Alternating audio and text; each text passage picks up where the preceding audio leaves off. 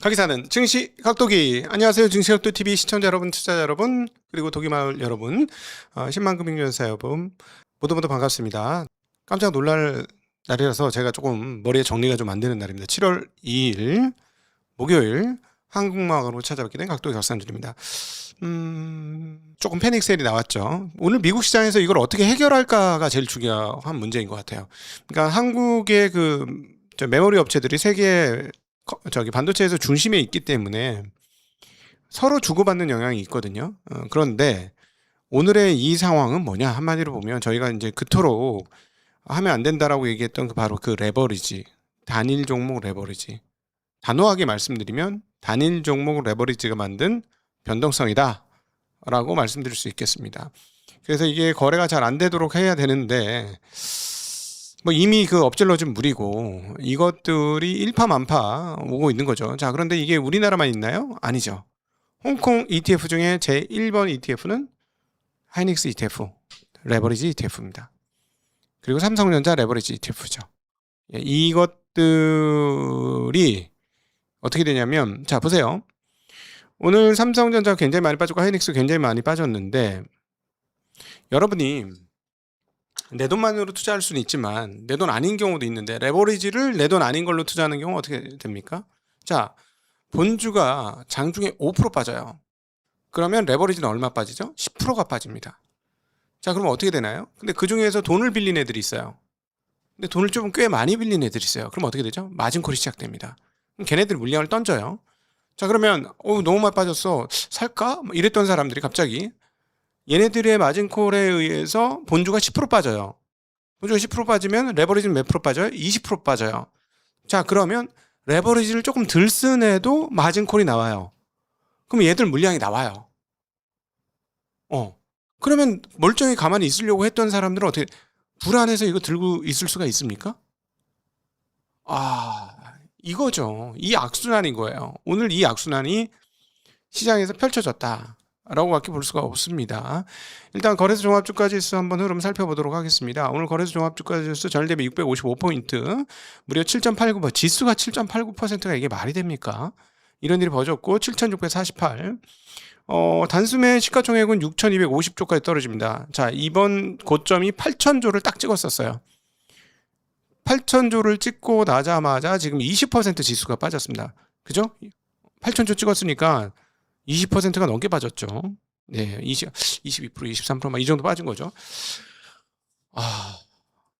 네. 자, 그래서 제일 잘 풀리려면 너무 급하게 빠졌으니까 털릴 물량 다 털렸고, 벌써 2, 3일 만에 털릴 물량 다 털렸고, 이제 실적이 좋으니까 반등을 해서 제자리로 가면 해결됩니다.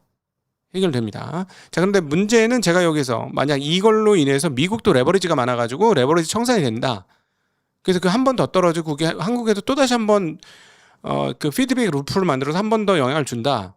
그 다음에는 저 개인적인 의견으로는 올라가는데 되게 힘들 겁니다. 일단 시장 정리하고 넘어갈게요. 279종목 올랐고 614종목 떨어졌습니다. 그래서 이게 매물이 부르는 흐름들이 나타났고요. 말씀드렸던 대로 SK스퀘어 같은 것들이 일종의 그 파생인데, 파생 레버리지 같은 영향을 하는 거예요. 자, 그런데 삼성전기도 그렇게 좋다고 하는데 갑자기 오늘 무려 두 자릿수 12%나 빠집니다. 그렇죠?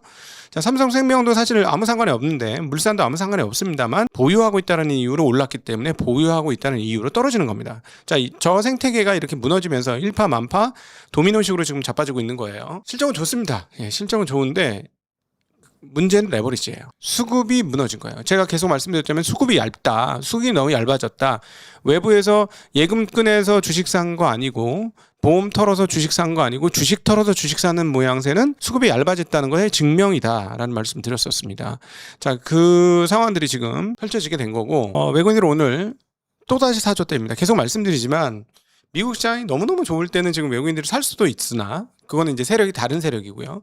한국에 이미 거주하고 있는 애들은 도대체 얼마를 팔아야 될지 감이 안 온다라는 말씀 드렸습니다. 왜냐하면 이번에 오르는 과정에서 기존에 갖고 있던 대략 한 35%의 한국 시장 비중이 40%까지 늘었어요. 늘었다니까요. 줄어든 게 아니고 늘었습니다. 자, 그러면 기존 방향대로 35%로 줄인다고 해도, 아니면 너무 늘었으니까 금액도 커졌으니까 30%까지 줄인다고 해도 얼마가 판매가 돼야 될까요? 자, 대략 한 700조 되던 게 최고 고점 기준 3,000조가 넘었었고요. 3,000조가 넘었었고 지금 기준으로도 2,500조 정도 됩니다. 2,500조의 5%면 얼마입니까? 125조네? 그게 125조예요. 지금 조금 빠져서 40%에서 얼마나 빠졌는지 모르겠지만 그걸 예전 수준의 35%까지 복원시킨다고 했을 때 125조가 나와야 됩니다. 지금 현재 시점에서. 그러니까 이게 외국인들 계속 매물 폭탄을 던질 거고 오히려 오르는 상황들이 더 급하게 던지는 그런 양상을 보여준 것이다라고 밖에 설명할 수가 없습니다. 코스닥도 덩달아서 체력이 약했기 때문에 뭉개졌고요. 6.74% 일찌감치 사이드카 걸렸고 866포인트로 떨어졌고 오른 종목 315개 내린 종목 1330개를 기록을 했습니다. 여기는 뭐 시가총액 상위 종목들이 완전히 빠졌고 그다음에 IT 쪽은 더 많이 빠졌습니다. IT 쪽은 하락폭이 더 크게 나타났다라고 말씀드릴 수 있겠고 흐름을 한번 볼게요. 오늘 흐름 어떻게 됐느냐. 자, 왼쪽 제일 위에 건 거래소 매매 흐름입니다. 파란색이 개인, 녹색이 기관, 그리고 외국인이 빨간색. 시종 외국인으로 계속해서 팔고 갔고요. 두 번째는 코스닥. 자, 세 번째가 지수 선물입니다. 지수 선물에 외국인들은 매수를 좀 해줬네요. 그쵸? 외국인들은 지수 선물을 매입했습니다. 즉, 현물은 팔고 지수는 좀 샀습니다.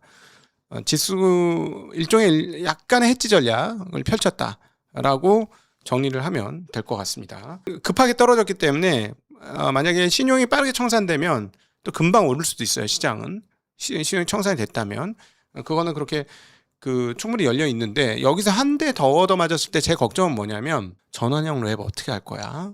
라는 거죠. 전환형 랩이 계속 말씀드렸죠. 한 10번 정도 말씀드렸던 것 같은데 상환이 너무너무 잘 됐어요. 증권사 입장에서는 너무 신났죠. 한 번 팔면 1%씩 따박따박 떨어져. 그런데 전환형 랩을 빨리 상환 받으려면 뭐를 투자해야 돼? 그냥 가치주 같은 거 투자하면 안 되거든. 영원히 상환이 안 될 것 같거든요. 상환이 잘 되는 게 뭡니까? 딱 지금 핵심 주식들이죠. 반도체, 뭐 전기전자, 뭐 그 일부, 그다음 반도체 파생 이런 것들을 사면 분류도 되고 종목 숫자도 한 15개 좀 살 수 있고 가치 움직이는 게 팍팍 오르죠. 그러니까 이틀 만에 상환되고 하루 만에 상환되고 이런 일들이 잦죠. 아마 한 20번은 상환됐을 걸. 작년도 후반기 이래로 엄청 많이 상환됐을 겁니다. 그러면은 고객들도 돈을 벌어줬지만 자기네들도 10번 상환됐으면 10%를 버는 거예요. 이게 금융권에서 있을 수 없는 수익률이에요. 예. 고객한테서 10%의 수수료를 받는다. 이런 건 개념이니까. 자, 그러면 얘네들의 규모가 얼마가 되는지 지금 정확히 추정이 안 됩니다. 이건 증권사가 다 까서 밝혀줘야만 되는 거라서 뭐 굳이 까서 밝혀줄 필요가 없는 거니까 얼마인지 몰라요. 자, 그러면 얘들이 여기서 한 번 더 떨어졌을 때가 문제라고 말씀드렸는데 이게 떨어지면 어떻게 될까? 올라오면 본전되면 깜짝 놀랐던 심정이 팔아야 되죠. 아유, 안 해도 돼. 전환 안 시켜도 돼. 그냥 해지해 주세요. 이렇게 되지 않을까요? 그럼 그게 무슨 물량, 뭐 어떻게 되느냐? 올라오는데 방해되는 물량이다. 라고도 볼 수가 있겠습니다. 자, 그 물량들이 과연 어떻게 될 것이냐라는 걱정이 좀 있어요. 자, 오늘 업종별 흐름 보면 코스피가 또다시 제일 많이 떨어졌습니다. 코스피가 특징적이죠. 지수가 제일 많이 떨어지는 아마 26년을 특징 짓는 어떤 대목이지 않을까. 그리고 아마 한 28년, 30년 지나면 다시는 이런 일을 보기 어려울 수도 있다라는 생각도 들 정도입니다. 이게 정말 특이한 흐름이 나타나고 있고요. 자, 오늘은 음식료, 담배, 오락문화, 전기가스 뭐 이런 아주 보수적인 업종들은 조금 올랐습니다. 그래서 오른 종목은 조금 있었다라고 정리해 볼 수 있겠고요. 하여튼 먹는 것들이 좋았습니다. 먹는 거하고 옷 이런 거 그런 게 좋았고 제일 걱정하고 있는 부분들은 지금 경고는 계속됐습니다만 걱정 없이 잘 갔고 일단 오늘 중요한 포인트는 미국에서 얼마나 체력이 있느냐인데 그거 보기 전에 어제까지 금리 많이 세게 올랐는데 오늘은 금리가 좀 떨어졌습니다. 10년물 국채 금리가 2.3bp 떨어지면서 4.2 수준에서 4.18로 10년물 국채 금리가 좀 떨어졌고요. 환율 동향도 살펴보도록 하겠습니다. 미국 달러 소폭 숨고르기 하고 있고 일본 엔화가 상당히 큰 폭으로 떨어졌습니다. 0.8엔 떨어졌으니까 요거는 뭐 개입이 있었나 할 정도의 하락입니다. 161.71. 그러나 한국 원화는 그대로 약세이기 때문에 엔화 대비로도 상당히 약세인 상황이다. 그리고 외국인들이 저렇게 많이 파니까 썩 그냥 그저 그렇다라는 거고, 해외 시장 동향 살펴보면 시작된 유럽 시장은 조금 올라 있고요. 나스닥 선물은 아무래도 저거 한국 영향 받을 겁니다. 한국 영향 받아서 조금 떨어져 있는 상황이다. 자, 그런데 문제는 오늘까지만 장이 열리면 이제 내일이 독립기념일인가 그래요. 그래서 금요일 시장이 안 열려요. 오늘 반등을 해야 되는데 미국 시장이 좀 어떻게 될지 좀 지켜봐야 될 것 같습니다. 그 부분은. 자, B2가 굉장히 늘어나고 있다. 그건 우리나라뿐만 아니라 외국도 그렇다라고 하는 상황인데, 여기서 어떤 집중도가 너무 지나치게 높다라는 보도가, 그 뉴스가 포착이 되고 있습니다. 미국 증시에서 AI 집중도가 닷컴 버블 붕괴 당시 수준까지 올라갔다라는 얘기인데요. 이게 무슨 말이냐면 소수 종목이 차지하는 비중이 너무 높다라는 얘기입니다.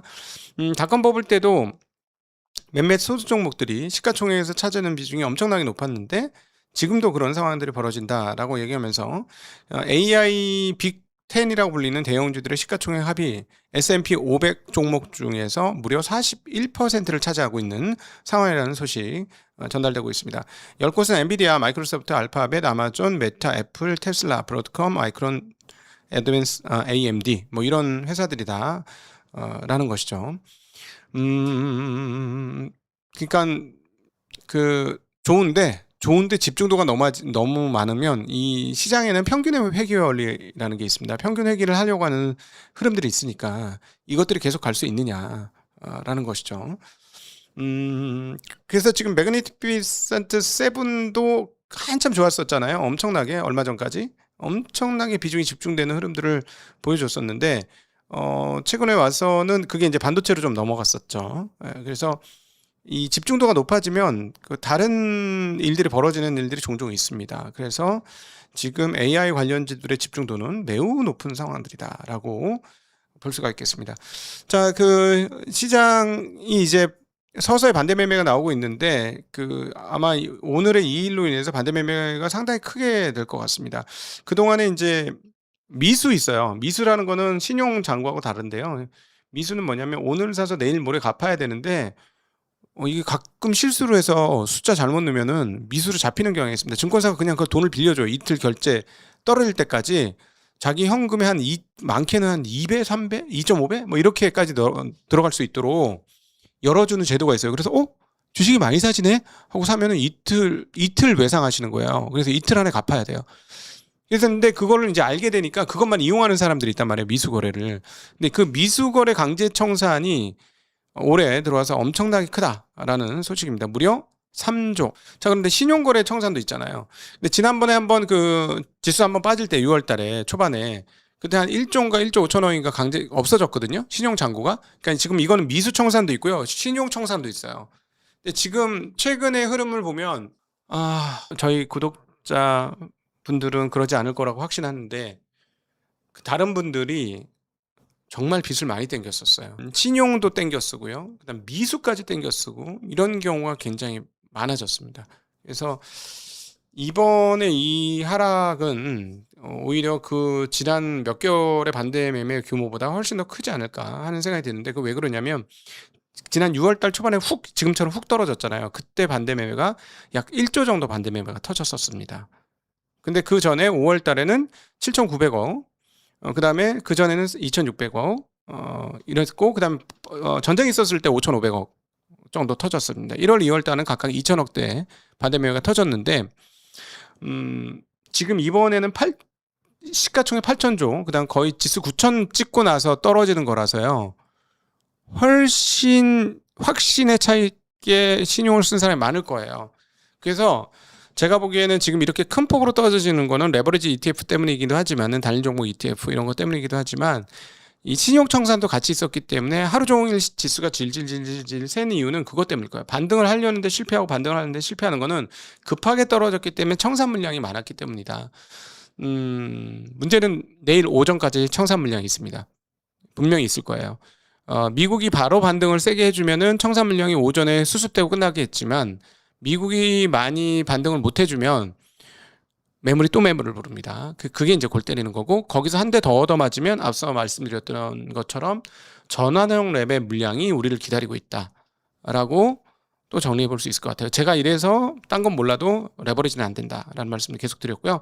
자, 이런 상황들이 오니까 미래에셋 증권에서 변동성 확대에 따라서 증거금리를 상승시켰습니다. 기존에 20%나 30% 증거금률이 적용되는 종목들에 대해서 40%로 일괄 상향 조정했습니다. 사실은 조금 더 빨리 했었어야지. 근데 빨리 할 필요가 없는 게요. 우리나라 그 지금 매매 수수료가 되게 싸졌잖아요. 뭐 0.01 뭐 이러잖아요. 굉장히 싸져 있잖아요. 그래서 증권회사들의 수익 모델이 뭔지 아십니까? 신용대출이에요. 대출 장사하는 거예요. 은행들이 제일 부러워하는 존재들이 누구야? 은행이잖아. 왜? 은행은 토요일 날도 돈 벌거든. 그쵸? 아니, 이자는 토요일은 빼고나 올라가나? 아니에요. 그냥 365일 가는 게 이자 아닙니까? 그래서 그 이자 장사 증권사도 되게 부러워하거든, 은행에 대해서. 땅 짚고 헤엄치기니까. 그러니까 사실은 수수료를 깎아주고 뭘로 돈 벌려는 속셈이다? 네.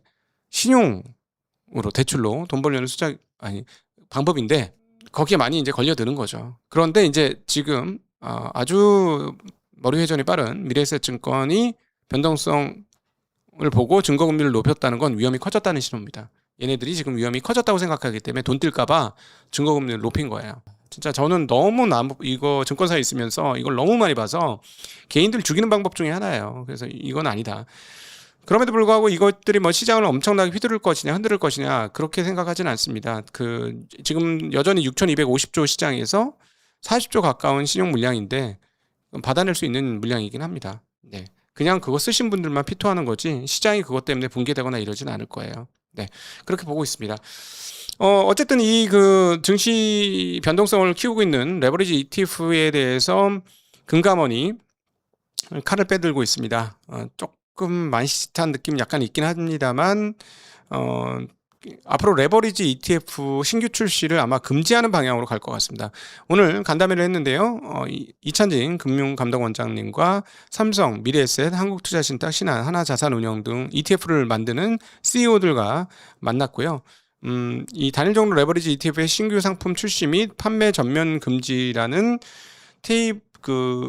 초강수 카드를 꺼낼 수 있다라는 뉴스가 나오고 있고, 운용사 대표들과 만나가지고 이 ETF 리스크 관리를 어떻게 할 것인가라는 이야기가 나왔고, 안전장치가 어떻게 마련되어야 하는가, 소비자 보호 방안은 어떻게 되느냐라는 이야기를 했다고 합니다. 제가 제안했던 방식은 거래 회전율을 강제로 낮출 수 있도록, 즉 하루에 사고팔고가 한꺼번에 되지 않도록, 한 번 샀으면 못 팔고, 한 번 팔았으면 못 사고, 또는 한 번 팔았으면 다시 못 사고, 뭐 이런 거 있잖아요. 그래서 단타 매매가 안 되는 방식으로 하는 게 좋겠습니다. 이게 증거금융률만 높여가지고는 젊으신 분들이 왜 너 이렇게 하락했을 때 내가 먹을 수 있는 기회를 막느냐, 뭐 이런 게 될 수가 있잖아요. 그래서 뭐 조금 개인적으로는 거시적인 측면에서는 없애는 게 맞다고 생각합니다. 네. 자산운용사들한테는 대단히 미안한 얘기지만 엄청난 수익원이 있잖아요. 근데 저는 개인들이 결국 여기서 희생물이 될 거가 너무나 명확하고 뻔하기 때문에 개인적으로는 없애는 게 좋겠는데 그냥 한번 깔아놓은 거라서 좀 어렵지 않을까, 없애는 건. 그렇습니다. 자, 그런데 이런 변동성과 이런 개인들의 피눈물 속에서 누가 돈을 벌까요? 너무나 뻔하죠. 증권사들이 돈을 법니다. 증권사들 이번 2분기 5대 증권사의 합산 순이익이 4조를 돌파할 것으로 예상됩니다. 떼돈을 벌고 있어요. 과거에 경험해보진 못한 순이익 구간으로 들어갈 겁니다. 이거 영업이익 아니고요. 순이익이에요. 그래서 지금 미래에셋 1조 한 7천억 가까이, 그다음 한국투자는 9,300억. 이거 옛날에 1년 동안 벌던 돈이에요. 1년에 벌던 돈을 지금 분기에 벌고 있습니다. 그러니까 4배 정도 늘었다는 거예요.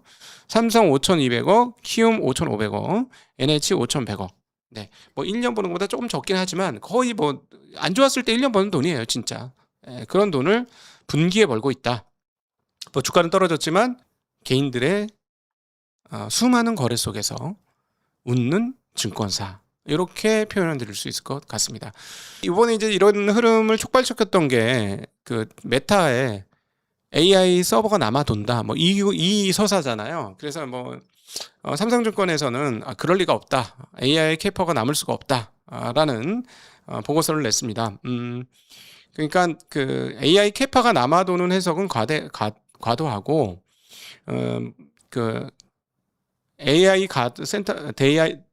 데이터 센터의 가동률이 변경될 가능성이 있으니 단기 임대를 통해서 추가 수익을 추구하는 것은 합리적이다라는 이야기를 했습니다. 그러니까 이것은 남아돌아서 그런 건 아니다. 왜 그러냐? 그렇다면 4월에 캐페스 계획을 상향했는데 그게 말이 되느냐라는 얘기를 하고 있고, 그리고 GPU 임대 가격이 아직까지 떨어지는 기조가 안 보인다. 그러니 그 정도는 아니다라고 얘기를 하는데요. 저는 이렇게 생각합니다. 메타가 AI를 통해서 돈 벌 방법을 못 찾았다. 이게 제가 보기엔 핵심이에요. 그러니까 AI 데이터 센터를 연락에 투자를 해가지고 해서 자기네 AI 하려고 했는데 AI가 잘 안 되는 거야. 그래서 돈벌이도 안 될 것 같고 AI도 지금 메타에서 나온 AI 얘기 들어보신 적 있어요? 우리가 뭐 그록 얘긴 들었잖아. XAI 테슬라의 XAI 스페이스X 그록 얘기까지는 들었는데 안 써먹어도 있긴 있다는 건 아는데 메타의 AI는 뭔가요? 뭐죠? 옛날에 라마인가? 있었던 것 같은데 요즘 쓴 사람 있나? 그쵸? 별로 없죠. 지금 뭐 제미나이 엔트로픽 그다음에 오픈 AI 뭐 이런 거는 얘기가 들리는데 잘 라마? 뭐지? 뭐 있었던 것 같은데 잘 모르겠잖아요. 그냥 돈벌이를 못 하는 거야.